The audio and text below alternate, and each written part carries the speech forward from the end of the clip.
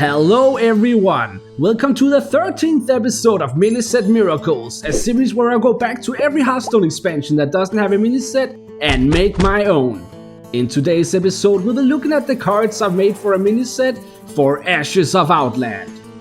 Ashes of Outland took place on the destroyed planet formerly known as Draenor, now Outland. Here we were told about the evil warlord Mecha and his army of half-mechs called the Rusted Legion. In this episode we're going back to Outland to deal with Mecha once and for all. Welcome to my miniset for Ashes of Outland, which I've named Rusted Revenge. I've made many of the cards that would be in this miniset, like this legendary for Hunter, the Black Stalker. The Black Stalker is a 3-mana 3/3 beast with a death rattle that will give a random beast in your hand the base stats of the minion with the death rattle and then the death rattle itself. So once the Black Stalker dies, a random beast in your hand will gain +3/+3, and then when that beast dies, another beast in your hand will gain whatever base stats the dead beast had and the death rattle. And then the next, and the next. This card is meant to support the cards Hunter got in Ashes of Outland. It works well with some of the death rattle support Hunter got, and also works as synergy to Hunter's hand buffing package from the expansion. Now is probably also the right time to mention that the cards in this video will follow a certain rule set, as you can see here. Anyway, Ashes of Outland introduced us to a new type of minion that started out dormant for 2 turns. Each class got one of these imprisoned minions, as they were called, except for Rogue and Shaman. So in this miniset, Rogue and Shaman finally get an imprisoned minion, and I've also made one for Death Knight since they didn't exist in Ashes of Outland. In general, Ashes of Outland had a lot of cards that interacted with the dormant mechanic, so I've also made this neutral card that supports your dormant minions. Ash Tongue Liberator is a 3-mana 3/3 neutral epic, and when you play it, it will make all your dormant minions awaken 1 turn sooner.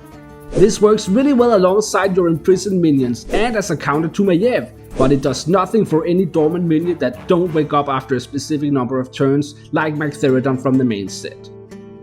Another mechanic that was introduced in Ashes of Outland were the Prime Legendary Minions. Each class got a legendary minion that would shuffle an upgraded version into your deck, which would be the Prime version of that minion. Every class got one of these minions except for Demon Hunter, which is strange because Demon Hunter was like the star of the expansion. To fix this, I decided to give Demon Hunter a Prime Legendary in this miniset, Varedis Felso. You should know better than to stand against me! Varedis was Illidan's most promising student, but he eventually betrayed Illidan and joined the Burning Legion. Varedis is a 3-mana 3/2 minion that will cost your left and rightmost cards to cost 1 less, but when he dies he will shuffle Varedis Prime into your deck. Behold the glory of the demon within! Varedis Prime is an 8-mana 8/7 demon that will cost your left and rightmost cards to cost 1, and he will also draw 2 cards when played.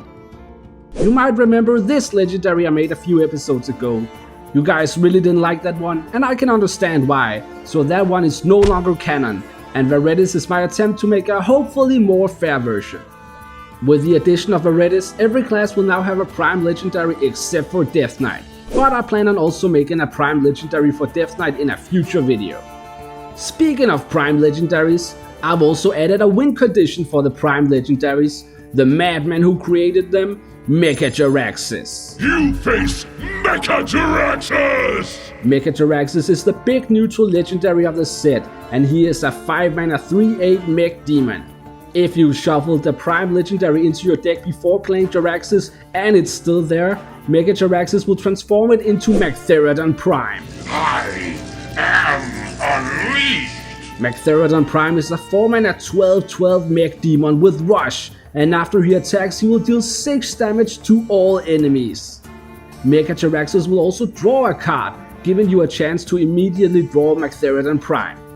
While Magtheridon Prime is also called Prime, he is not considered a Prime Legendary, so you can shuffle him into your deck with cards like Rustwakes from the Madness of the Darkmoon Fair miniset. For some of the other classes I made some cards that would support their archetypes from the main set, like Fungal Bloom for Druid. This is meant to support the Ram cards Druid got in Ashes of Outland and follows the 7 mana crystal theme of other cards. Hunter gets Hellfire Scavenger, Like the Black Stalker from earlier, this card is meant to support both the Death Rattle and the hand buffing archetypes Hunter got in the main set.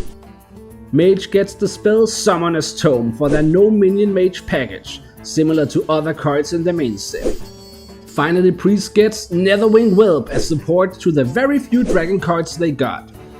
Librams are currently in the spotlight because of the Great Dark Beyond, but you can't forget that Ashes of Outland was the original Libram expansion. And like you saw earlier, this mini set will also bring the main set back into standard, giving Paladin 2 sets of Libram support. And we all know Librams really need it right now. So of course I also made a Libram based card for Paladin. Studious Disciple is a 3-mana 2/3 Draenei, and it will discover a Libram when played. Then if the Libram costs 0, it will discover another. I also made some more generic cards for Warlock and Warrior, since their cards in the main set were a bit all over the place. You may also remember the Orc Merchant minions from the main set. These were 1-cost 2/1 minions that each dealt 1 damage to a minion for a bonus. I made 2 more Orc Merchants to add to the list. To further support the Orc Merchants, I've also made this last card, Pathalion the Calculator. We are on a strict timetable. You will not interfere. Pathalion is a 7-mana 7/7 neutral legendary, and when he's on the battlefield he will cause all of your Orc Merchants to deal 2 more damage, and this effect will apply both to their battle cries and their regular attack damage. In addition to that, Pathalion will also fill your hand with random Orc Merchants. Okay, that's it for all the cards in this episode. Next week will be the final episode of Miniset Miracles, so don't forget to subscribe so you don't miss out on that one. Thanks for watching, and I'll see you next time.